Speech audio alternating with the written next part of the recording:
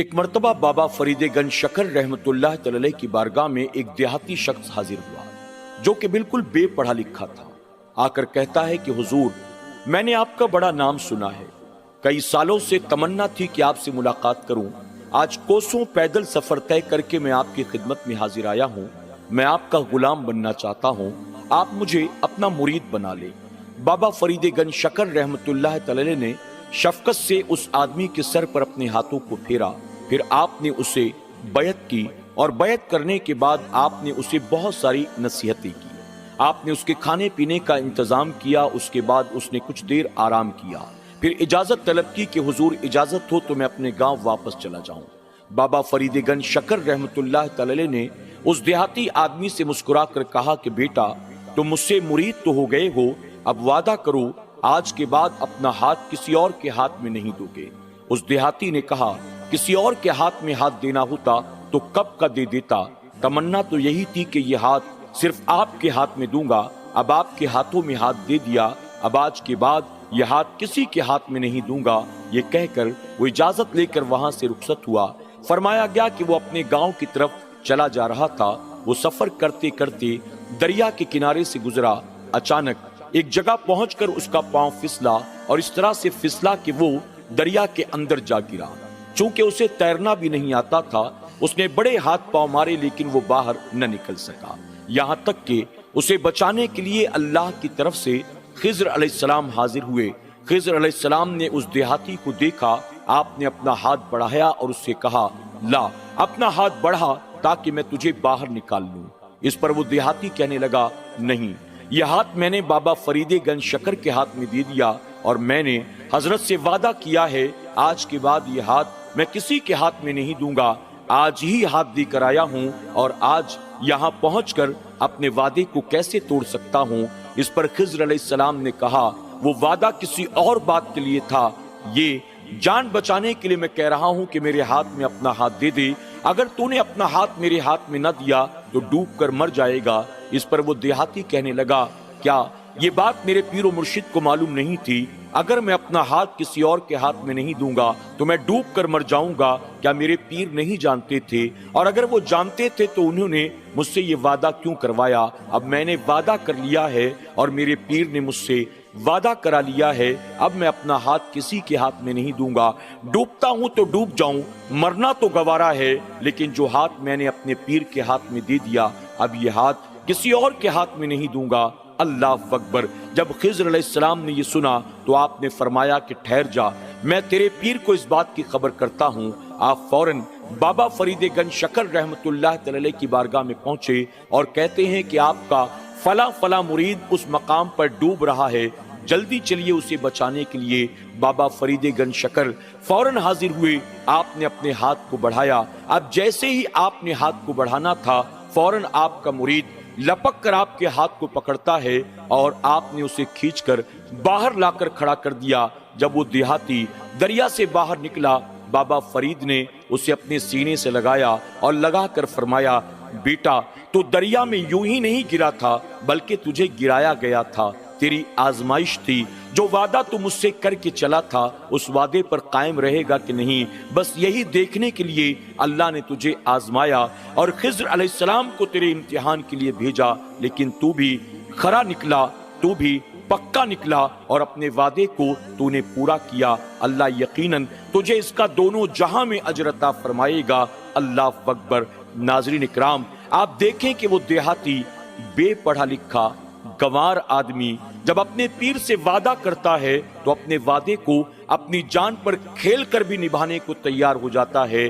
ہم اور آپ اللہ اور اس کے رسول صلی اللہ علیہ وسلم کے ماننے والے ہیں۔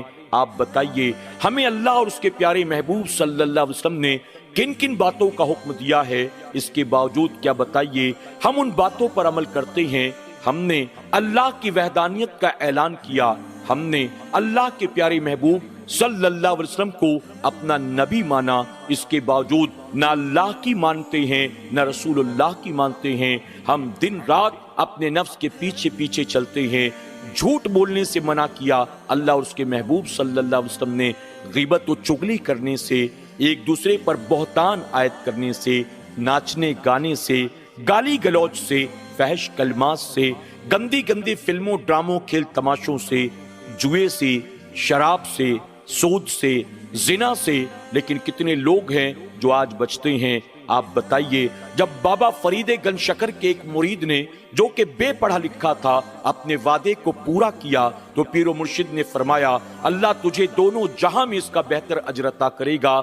आज हमारी जिल्लत और रुसवाई की वजह यही है। हम ईमान तो ले आए अल्लाह और उसके महबूब सल्लल्लाहु अलैहि वसल्लम पर, हमने अल्लाह की वहदानियत का ऐलान तो कर दिया, हमने नबी की नबूवत और रिसालत को मान तो लिया, लेकिन इताअत और फर्माबरदारी के लिए हम तैयार नहीं हैं। अगर चाहते हैं अल्लाह इज्जत अता फरमाए, कामयाबी अता फरमाए, बरकत अता फरमाए, अल्लाह दुनिया की जिल्लत और रुसवाई से हम सब की हिफाजत फरमाए, तो अल्लाह और उसके महबूब सल्लल्लाहु अलैहि वसल्लम ने जिन जिन बातों का हमें और आपको हुक्म दिया है, हमें चाहिए हम उन बातों को माने।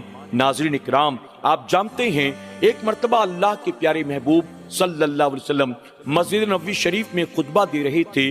दरमियान खुतबा एक आदमी खड़ा था। हुजूर अकरम सल्लल्लाहु अलैहि वसल्लम ने फरमाया, बैठ जा। आपने फरमाया, अपनी जगह पर बैठ जा। आपका जैसे ही ये फरमाना था, फरमाया गया। जनाबे अनस बिन मालिक रज़ी अल्लाह तआला अन्हु, आप नमाज पढ़ने के लिए आए, जहां लोग जूते चप्पल उतारते थे, आप वहां पर अपने चप्पल उतार रहे थे। जब नबी की आवाज आपके कानों से टकराई, अनस बिन मालिक वहीं पर बैठ गए जहां मुसलमानों के जूते चप्पल का ढेर था।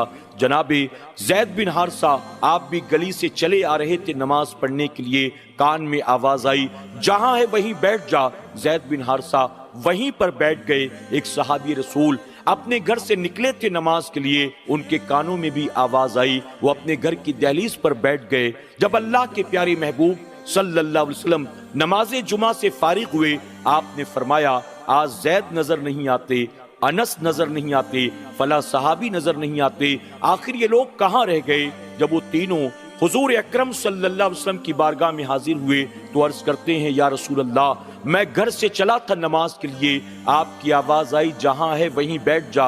मैं फौरन बैठ गया। जनाबे ज़ैद बिन हारिसा कहते हैं, जब मैंने ये आवाज सुनी, मैं गली में बैठ गया। अनस बिन मालिक कहते हैं, मैं तो चप्पलें उतार कर मस्जिद में दाखिल होने वाला था, आपकी आवाज सुनी, अपनी जगह पर बैठ गया। अल्लाह के प्यारे महबूब सल्लल्लाहु अलैहि वसल्लम फरमाते हैं, ये हुक्म तो फला सहाबी के लिए था, तुम्हारे लिए तो नहीं था, तुम वहां क्यों बैठ गए? तो तीनों एक जबान होकर कहते हैं, या रसूल अल्लाह सल्लल्लाहु अलैहि वसल्लम, आपने नाम किसी का नहीं लिया था, हमने समझा कि ये हुक्म हमारे लिए है और इसीलिए हम वहीं पर बैठ गए। अल्लाह अकबर। नाज़रीन इकराम, जब तक अल्लाह के महबूब सल्लल्लाहु अलैहि वसल्लम के ऐसे जानिसार, ऐसे फर्माबरदार जमीन पर मौजूद थे, अगरचे मुट्ठी भर थे, लेकिन अल्लाह ने इस्लाम को, मुसलमानों को इज्जत अता की थी, कामयाबी अता की थी, बरकतें अता की थी।